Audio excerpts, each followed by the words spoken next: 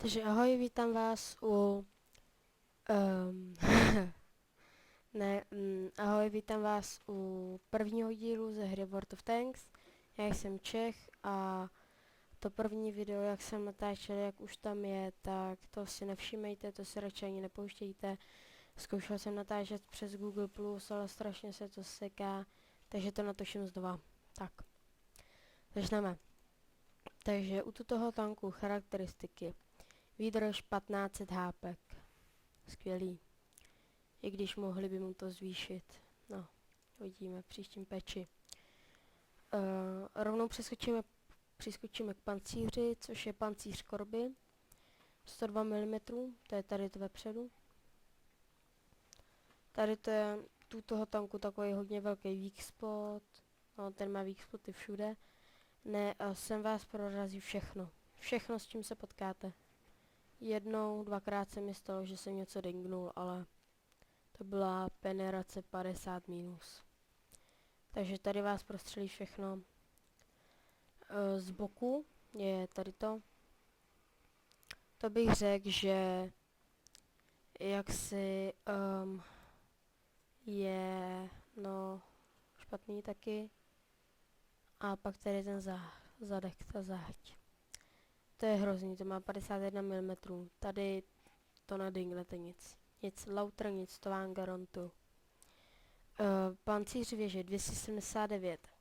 A pancíř věže 279 je myšlen. No, a když se to nemůžu víc přiblížit. Je myšlen tady ten mantlet. Ale i v tom mantletu není všude stálý. Jak máte dělo, jak je tady tak okolo toho děla taková ta malinká škvírka, tak tam vás taky prostřelí, tam je snad, řeknu, když to řeknu, tak 150, když to přeženu. A bok věže, tak ten je už hodně málo opancirovaný. I když jsem o 127 mm se mi stalo, nevím jak se to mohlo stát, ale že mi střelili sem takhle dozadu do věže, desítkový tank, S100 a neprorazila mě. A pak ten zadek, tady je sice napsáno 203, ale jak je to tady rovný, tak to spadne na těch 190, když to řeknu. A zepředu to má weak spot, můžete mu střílet jakoby sem na střechu věže a pak tady do té kopulky, to je takový weak spot, tady to, ta kopulka. Takže já to asi teďka stopnu, jinak mám na jen 13 000 zkušeností, takže já to stopnu, něco si udělám a asi půjdem do bitvy. Jo, ještě poškození střely je 300 až 500.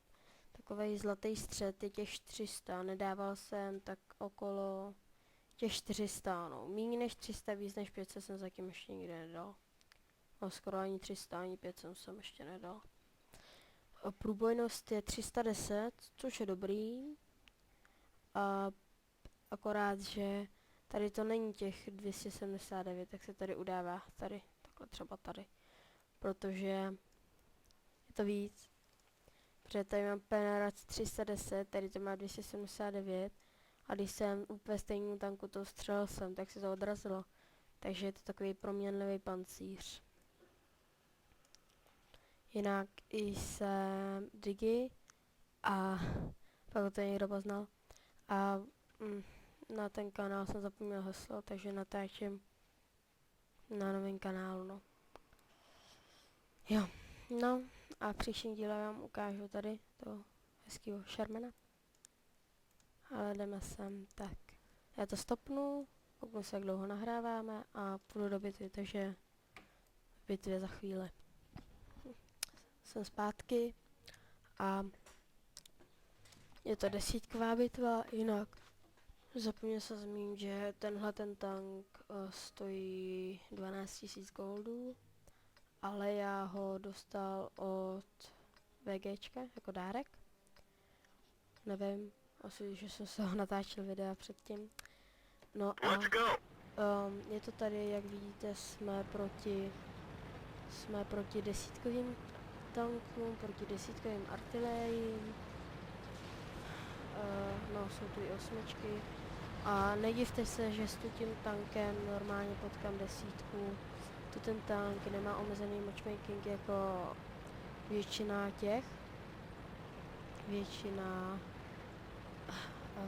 prémiových tanků, ale tak což je to dobrý tank a uvidíme, co s ním dělám dneska.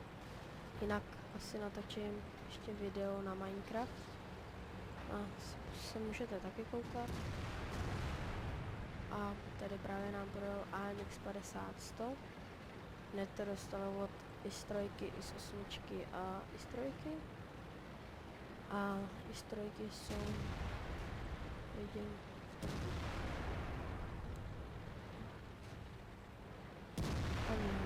doufám, že vám teďka ukážu, jako, jak se s tímhle tankem hraje a není to takový prostě tank, že najedete dopředu a všechny rozkosíte. S tím tankem tady byla artilérie. Musíte jakoby opatrně, protože jak jsem řekl, že dopředu vás prorazí úplně všechno. Takže toto. Tohle vidíte leve, to prostřelím i zepředu. Zepředu. Leve prostřelím do věže. Vidíte i s 3.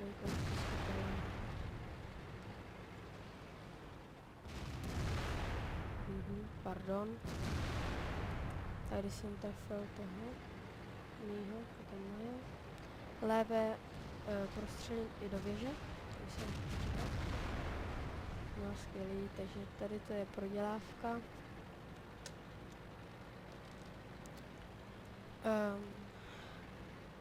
Tady s tím tankem není pravda, že vždycky vyhraje vy to. S tím tankem můžete vydělat a nemusíte. Když tu bitvu zahrajete hnusně, blbě, jako já teďka, jak jsem trefil toho, tak proděláte. Ale když třeba máte štěstíčko a dáte tak 1000 poškození, tak můžete i nádherně vydělat.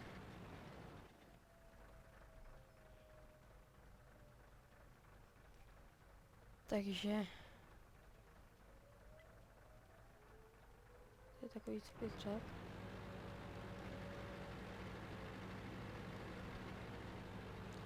A tady tu bitvu jsme i prohráli už. Takže to je skvělé. Tady bitvu jsme i prohráli, takže to je blbé. No, cože? Jo, vidíte? Se jsem 0 kreditů a prodělal jsem 1000.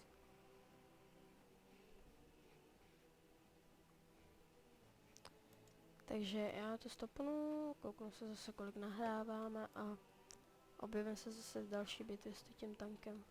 Vždycky na toho tanka budu dávat 2-3 bitvy, jo? Takže na viděnou. Se zpátky. Zase vidíte desítková bitva, já jsem si to je jedno. Zase vidíte, je to desítková bitva, s tím tankem fakt nečekejte, že budete chytat samý bitvy, kde jste to pak.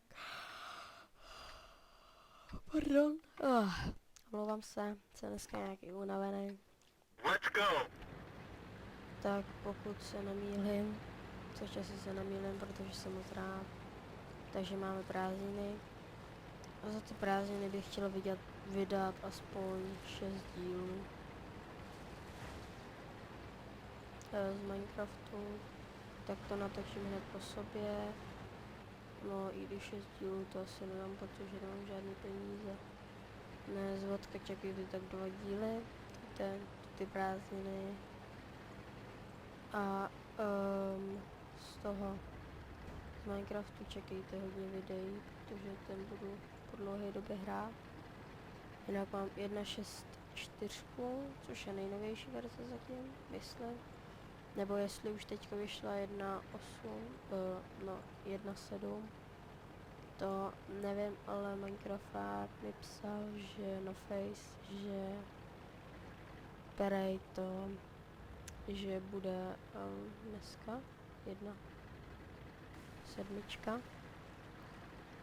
Nebo až příští týden v pátek, že tam bude hodně nových věcí, takže se mnou těšíte, když tak mám natočit nějaký videjko, že by si se mnou někdy i zahrál.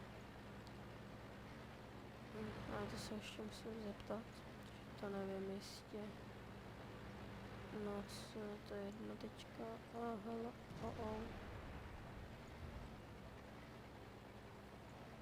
Tady je jeden super tank jménem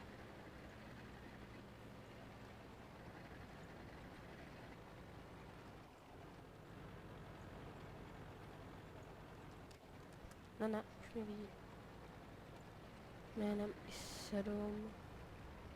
A tady nás rozrasí tata S100.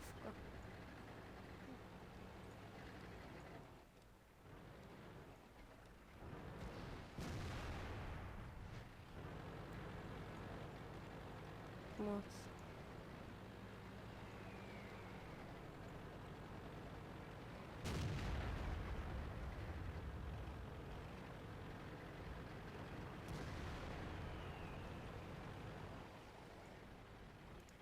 We didn't even scratch them.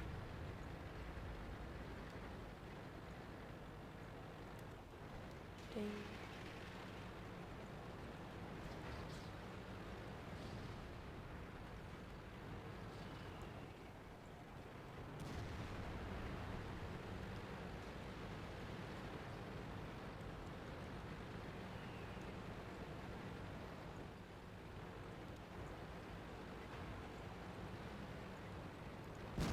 We didn't penetrate their armor. We're immobilized.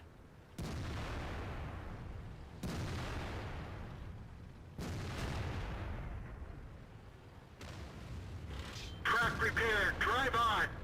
We didn't penetrate their armor. Víte, prostřel jsem jí, ale nedá se mi damage.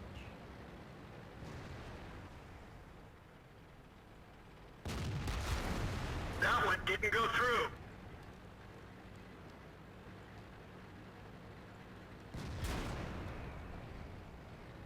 Bail out. This vehicle has had it. Mě zabil Jack Panzer S100, takže fakt s tím tankem nečekejte, že budete mít nějaký luxusní bitvy. Jinak já jsem měl dobrý bitvy s tím tankem zatím, ale prostě někdy se to nevydaří. Tak budu se těšit v dalším díle a jste 57 Heavy. Ahoj!